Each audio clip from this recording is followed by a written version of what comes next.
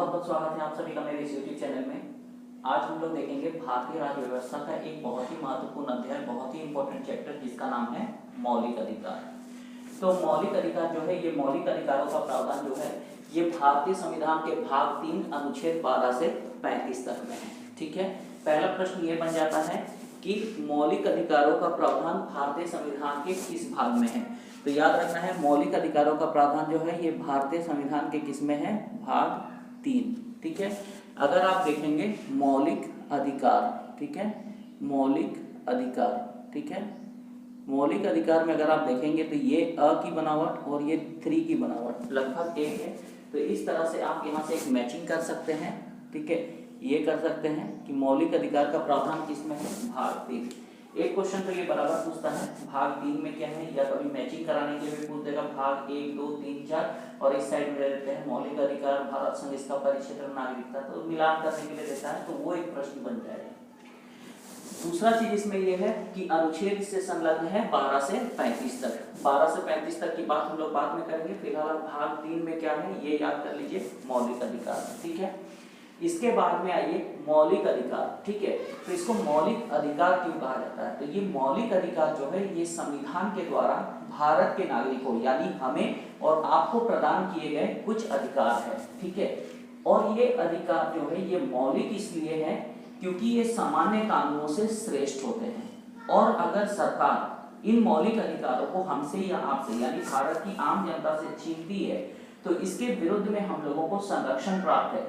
हम लोग सीधे सुप्रीम कोर्ट या हाई कोर्ट में जो है ये अपील कर सकते हैं, और हमारे मौलिक अधिकारों को जो है ये सुप्रीम कोर्ट और हाई कोर्ट जो है ये अनुच्छेद 32 और 226 के तहत जो है ये संरक्षण प्रदान करेगी। ये सारी बातें आगे हम लोग देखेंगे, अभी फिलहाल ये समझ लीजिए कि ये मौलिक इसलिए है क्योंकि ये सामान्य कानूनों से श्रेष्ठ है।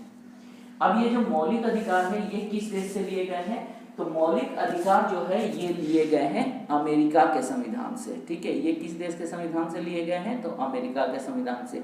यहाँ भी अ और यहाँ भी अ। ठीक है, तो इस तरह से ये क्लू को आप याद रख लीजिएगा। क्या क्लू हो गया, तो क्लू ये होगा कि मौलिक अधिकारों के प्रावधान जो है ये कहाँ है, भाग 3 में, और मौलिक अधिकार के प्रावधान किस देश से लिए गए हैं, अमेरिकी संविधान से लिए गए हैं। ठीक है, ये समझ में आ गया।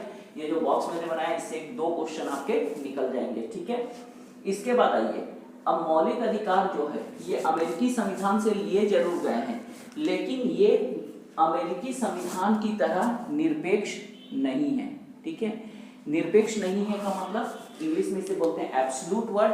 तो अमेरिका में जो मौलिक अधिकार होते हैं ये मौलिक अधिकारों में संसद कोई संशोधन नहीं कर सकती है, अर्थात अमेरिका में मौलिक अधिकारों के प्रावधान निरपेक्ष होते हैं, लेकिन भारत में ऐसी बात नहीं है। भारत में यदि संसद चाहे तो मौलिक अधिकारों के प्रावधानों में संशोधन कर सकती है, अर्थात याद रखना है भारत में मौलिक अधिकारों के प्रावधान जो है ये निरपेक्ष नहीं है। ठीक है, तीसरे पॉइंट पर बात करते हैं। भारत में ये जो मौलिक अधिकार FR यानी फंडामेंटल राइट्स, मौलिक अधिकार, भारत में जो मौलिक अधिकारों के प्रावधान है ये वादे हैं।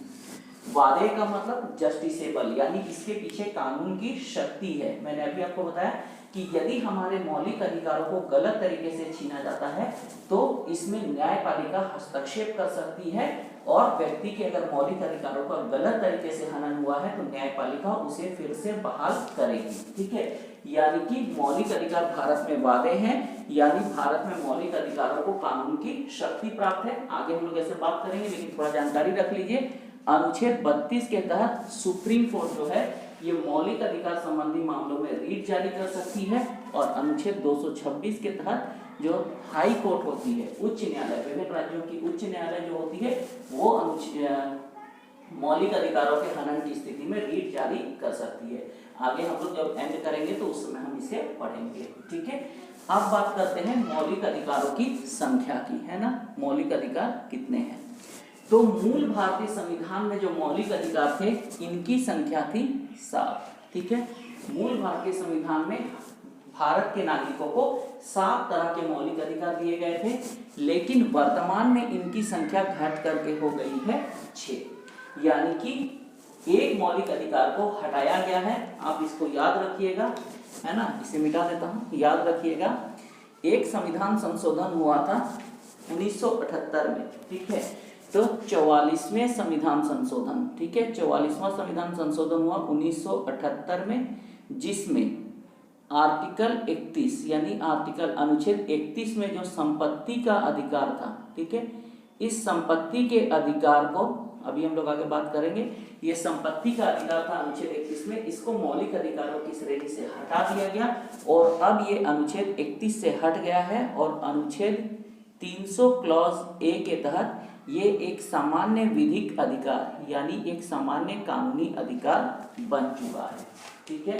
तो यहाँ से क्वेश्चन क्या बनेगा कि वर्तमान में मौलिक अधिकार कितने हैं, तो याद रखिएगा 6 है। मूल संविधान में कितने थे, तो 7 थे, है ना।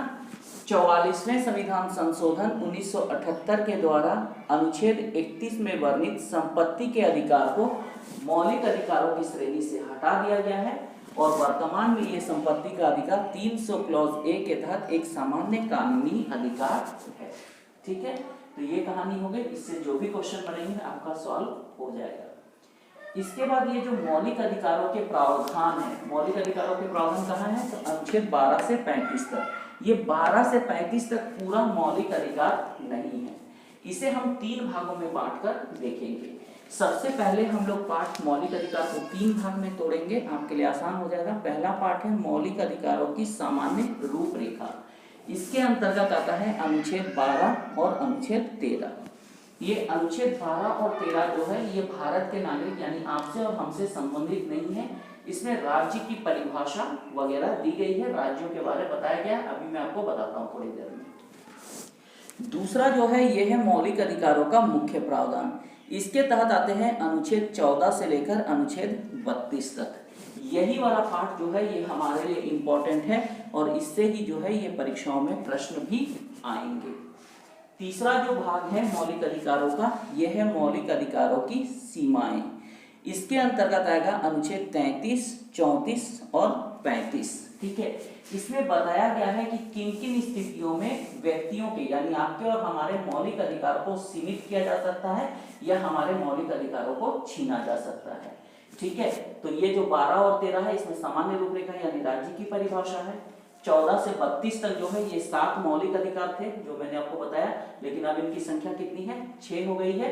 और जो 33 से 35 तक है इसमें मौलिक अधिकारों की सीमाएं हैं।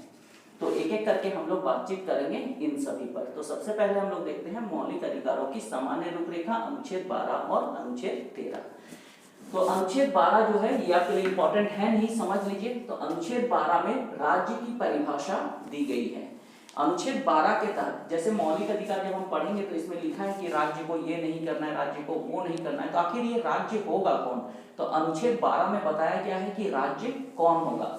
तो अनुच्छेद 12 के तहत राज्य से तात्पर्य भारत सरकार, संसद, प्रांतीय सरकार, विधानमंडल तथा स्थानीय शासन की संस्थाओं से है। यानी मौलिक अधिकार में जहां जहां राज्य शब्द का यूज किया गया है, यहाँ राज्य से तात्पर्य भारत सरकार यानी केंद्र की सरकार, संसद यानी केंद्र की विधायिका, प्रांतीय सरकार मतलब राज्यों की सरकार, विधानमंडल यानी राज्यों की विधायिका और स्थानीय स्वशासन की संस्थाएं जैसे नगर पालिका, नगर पंचायत है ना, कैंटोनमेंट बोर्ड वगैरह वगैरह सब इसके अंतर्गत शामिल होंगे। अनुच्छेद 13 में देखते हैं। अनुच्छेद 13 में कहा गया है कि राज्य कोई ऐसा कानून नहीं बनाएगी जो मौलिक अधिकारों का हनन करती है। इसमें राज्य को निर्देशित करते हुए कहा गया है कि आप कोई ऐसा कानून नहीं बना सकते हैं जो जनता के या भारत के नागरिकों के मौलिक अधिकारों का हनन करते हैं। यद्यपि ये बातें जो है ये संविधान संशोधन की स्थिति में लागू नहीं होंगी, ठीक है। यानी कि राज्य कोई ऐसा कानून नहीं बनाएगी जो मौलिक अधिकारों को छीनती है, परंतु अगर कोई संविधान संशोधन है तो ऐसी स्थिति में ये बात लागू नहीं होंगे। और इसी को लेकर के फिर एक अलग विवाद का जन्म होता है जिसे हम न्यायिक सक्रियता कहते हैं, आगे हम लोग बात करेंगे। फिलहाल आप इतना ही समझिए कि अनुच्छेद 12 में राज्य की परिभाषा है और अनुच्छेद 13 राज्य को निर्देश है कि वो कोई ऐसा कानून नहीं बनाएगी जो मौलिक अधिकारों का हनन करती है। इसके बाद आते हैं मौलिक अधिकारों के मुख्य प्रावधान, ये बीच वाला जो हमारे लिए सबसे महत्वपूर्ण है। तो मौलिक अधिकारों के जो मुख्य प्रावधान है ये अनुच्छेद 14 से लेकर 32 तक है। सबसे पहला आपको काम ये करना है कि ये जो 7 मौलिक अधिकार, मूल संविधान को अभी लेके चलता हूं, तो मूल संविधान में हमें कितने अधिकार प्राप्त है, तो 7 मौलिक अधिकार प्राप्त है। इसको पहले क्रम से आपको याद कर लेना है, ठीक है।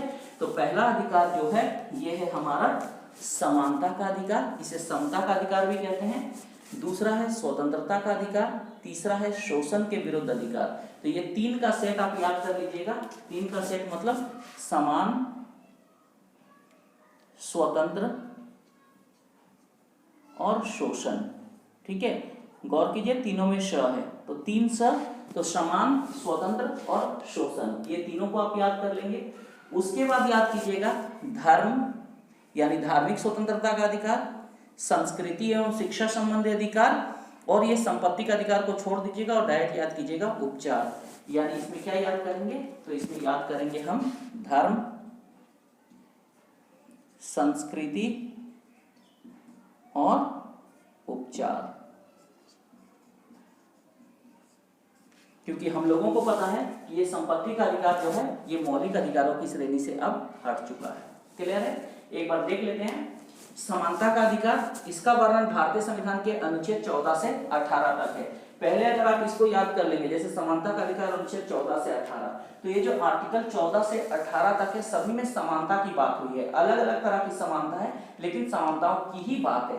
क्योंकि कभी अगर यदा कदा परीक्षा में प्रश्न आ जाते हैं, एक्यूरेट आप चीज को नहीं जान रहे लेकिन आपको पता है कि 14 से 18 के बीच में समानता का अधिकार है, तो 14 से 18 तक के जो भी वहां प्रावधान आपको दिए होंगे आप उसमें शॉर्टलिस्ट करके लॉजिक लगा के भी आंसर निकाल सकते हैं। तो फिलहाल इस तरह से एक बार याद कर लीजिएगा कि समानता का अधिकार अनुच्छेद 14 से 18 तक के अनुच्छेदों में सिर्फ और सिर्फ अलग अलग तरह की समानताओं की बात होगी।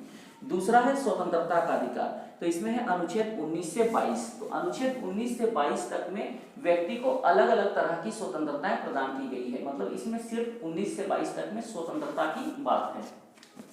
शोषण के विरुद्ध अधिकार, तो अनुच्छेद 23 और 24 में शोषण के विरुद्ध भारतीय नागरिकों को अधिकार दिए गए हैं, यानी शोषण से मुक्ति के उपाय किए गए हैं। इसके बाद है धार्मिक स्वतंत्रता का अधिकार, इसमें है अनुच्छेद 25 से 28। इसमें जो है ये भारत के नागरिकों को धर्म को मानने, धर्म के अनुसार आचरण करने, प्रचार प्रसार करने, यानी धार्मिक स्वतंत्रता संबंधी बातों का उल्लेख है। इसके बाद है 5 में संस्कृति एवं शिक्षा संबंधी, ये मुख्य रूप से अनुच्छेद 29 से 30 है ना, यानी 29 और 30 में संस्कृति और शिक्षा संबंधी अधिकार है, यानी ये अल्पसंख्यक समूहों को अपनी रुचि के शिक्षण संस्थान स्थापित करने, अपनी संस्कृति की संरक्षा करने, पर्व त्योहार मनाने आदि की छूट देता है। हम लोग बात करेंगे इस पर। इसके बाद है संपत्ति का अधिकार, ठीक है। तो संपत्ति के अधिकार के बारे में इसे मैं रेड से यहाँ अंडरलाइन कर देता हूँ। तो संपत्ति का अधिकार जो है ये अब मौलिक अधिकारों की श्रेणी से हट चुका है। हम लोगों ने बात की थी 44वें संविधान संशोधन 1978 के द्वारा अनुच्छेद 31 संपत्ति के अधिकार। देखिए अनुच्छेद 31 है ये क्या है, संपत्ति का अधिकार। अब ये मौलिक अधिकारों की श्रेणी से हट गया है, मतलब यहाँ से ये गायब हो गया है और ये चला गया है कहाँ, अनुच्छेद 301 के तहत एक सामान्य कानूनी अधिकार। यानी वर्तमान में मौलिक अधिकारों की संख्या 1 2 3 4 5 6 हट गया, तो ये 6 हो जाएगा, ये 6 हो जाएगा, यानी मौलिक अधिकारों की संख्या अब हो गई है 6। ठीक है, तो आते हैं अब छठा अभी के हिसाब से और मूल संविधान के हिसाब से 7वां संवैधानिक उपचारों का अधिकार। तो संवैधानिक उपचारों के अधिकार का उल्लेख जो है ये भारतीय संविधान के अनुच्छेद 32 में है। ठीक है, अनुच्छेद 32 में संवैधानिक उपचारों का अधिकार है। यदि हमारे मौलिक अधिकारों का गलत तरीके से उल्लंघन होता है तो हम लोगों को ट्रीटमेंट देने के लिए, उपचार देने के लिए सुप्रीम कोर्ट और हाई कोर्ट बैठी हुई है। अनुच्छेद 32 के तहत सुप्रीम कोर्ट को पावर है कि हमारे मौलिक अधिकारों को छीनने से बचाए या उसकी रक्षा करे। तो ये हो गए मौलिक अधिकारों के मुख्य प्रावधान। अब मौलिक अधिकारों की सीमाएं, इस पे अभी हम नहीं जाएंगे, ये लास्ट में जाएंगे। आज की क्लास में हम इतना ही रखते हैं, क्योंकि ज्यादा हो जाएगा तो आप लोग भी वीडियो को स्किप कर देंगे और समझने में भी दिक्कत आएगी।